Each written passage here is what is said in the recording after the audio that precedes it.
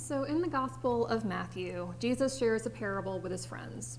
The kingdom of heaven is like yeast that a woman took and mixed in with 3 measures of flour until all of it was leavened. It just might be my favorite of all of his many descriptions of what the kingdom of heaven is like, because there's so many elements and layers and different acts of labor to make bread. So we've been spending a few weeks looking at not just what the Bible has to say about bread, but also at what the Bible has to say about the individual components of bread: flour, water, salt, and yeast. We talked about how the kingdom of heaven is like a field planted with wheat, and how that field needs to be cared for. Wheat takes time to grow, and it's hard work to plant and tend and harvest and process and grind wheat into flour that can be baked into bread. The kingdom of heaven doesn't spring up out of nowhere. It will take time and labor to help it grow. We talked about a time in the wilderness when Moses hit his staff against a rock and water came gushing out. But Moses didn't go to the rock alone. He brought other Israelite leaders with him. The kingdom of heaven isn't something that any of us can find or create alone. It will take the work of entire communities to build it. Last week, we talked about a time when Jesus told us that we are the salt of the earth. Salt is easy to take for granted today, but for the vast majority of human history, it's been a very valuable commodity as an ingredient, a preservative, a flavoring, and a vital mineral that we need to stay alive. Even though bread only has a few pinches of salt, it makes a big difference in not just the flavor, but the texture, the shape, and even the color. Even though you are only one person, you matter. You are important. You have a role to play. You can make a difference in the kingdom of heaven that we are building together, inch by inch, prayer by prayer, act of love by act of love. Our second reading this morning comes to us from the Gospel of John, chapter 6, verses 24 through 35. Hear now the word of the Lord. When they found Jesus on the other side of the lake, they said to him, "Rabbi, when did you come here?" Jesus answered them, "Very truly I tell you, you are looking for me, not because you saw signs, but because you ate your fill of the loaves. Do not work for the food that perishes, but for the food that endures for eternal life, which the Son of Man will give you. For it is on him that God the Father has set God's own seal." And they said to him, "What must we do to perform the works of God?"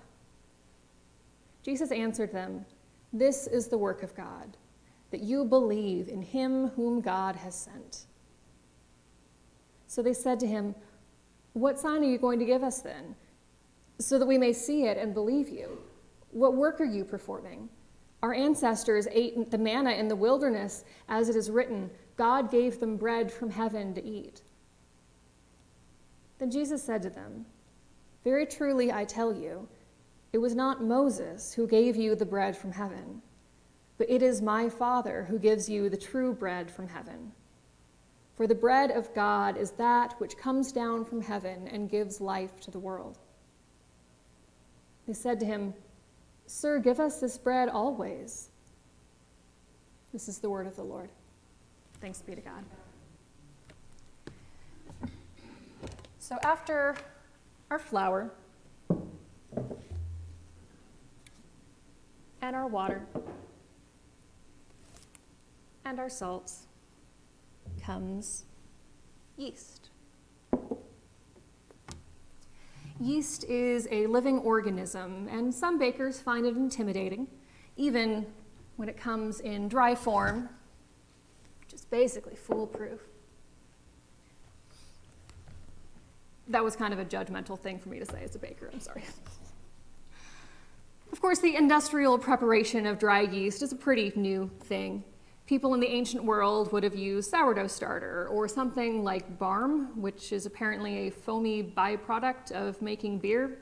I have never baked with it. If you did not join in on the trend of baking sourdough that became very popular very quickly at the beginning of the COVID shutdown, here's a brief overview of sourdough. You mix flour and water, and then you leave them for a day. You discard a portion, mix in more flour and more water, and leave them for another day. You discard a portion, mix in more flour and water, then leave them, repeating the process once or twice a day for a week before your starter is usable. After that, you can keep your starter in the fridge to slow its growth as long as you continue to feed it every week or two. Then, once you have your starter, you can add it to yet more flour and water and also a little salt, and mix it and knead it, and then leave it for a while. And then you come back and knead it some more, maybe adding a little more flour or a little more water, and leave it all overnight. And finally, you have something you can put in the oven. It's a fairly repetitive process. Flour, water, wait. Flour, water, wait, repeat. But gradually, too slowly to watch, the mixture does transform. There's a lot of repetition in our lives outside of the kitchen, too. Every morning we wake up, brush our hair, brush our teeth, and start a new day. And every day we might say hello, or thank you, or I'm sorry, or please, or I love you. Every day we might smile or listen, really listen, or hold a door, or pick up a dropped scarf, or teach some small lesson, or fix some small thing, or do something that makes life just a little bit easier for someone else. It all seems small sometimes, trivial even. I mean, some people create great inventions or inspire millions or literally save lives. I'm just over here, baking some bread. You can't watch yeast rising in real time. It's too slow, but it does happen. And in the finished product, we can see the result, how a small lump of dough rose and baked into a whole loaf. In our own lives, sometimes it isn't even that satisfying. We don't always see the overall effect that we've had on someone's life, just like we can't feel ourselves growing as children or watch ourselves aging as adults. But it happens anyway. And the kingdom of heaven is like that dough, mixing and rising and baking into something that can feed dozens of people. In the parable Jesus shares, 3 measures of flour would bake up into enough bread for 100 people. Because in the kingdom of heaven, no one is hungry. But like planting and tending and harvesting and milling wheat, it's going to take work. Like providing fresh water from a single source, it's going to take the combined efforts of an entire community. Like adding salt, it's going to take the unique gifts and talents of individuals.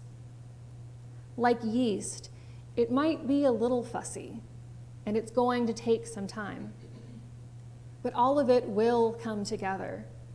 All of our lives, all of our ministries, all of our small acts of kindness, all of our outpourings of love, all of our hopes for change, all of our yearnings for God's dreams to come true, and God's will to be done on earth as it is in heaven. It will all come together into something new. The kingdom of heaven is like yeast that a woman took and mixed in with 3 measures of flour until all of it was leavened. Thank God for bread and for the bread of life.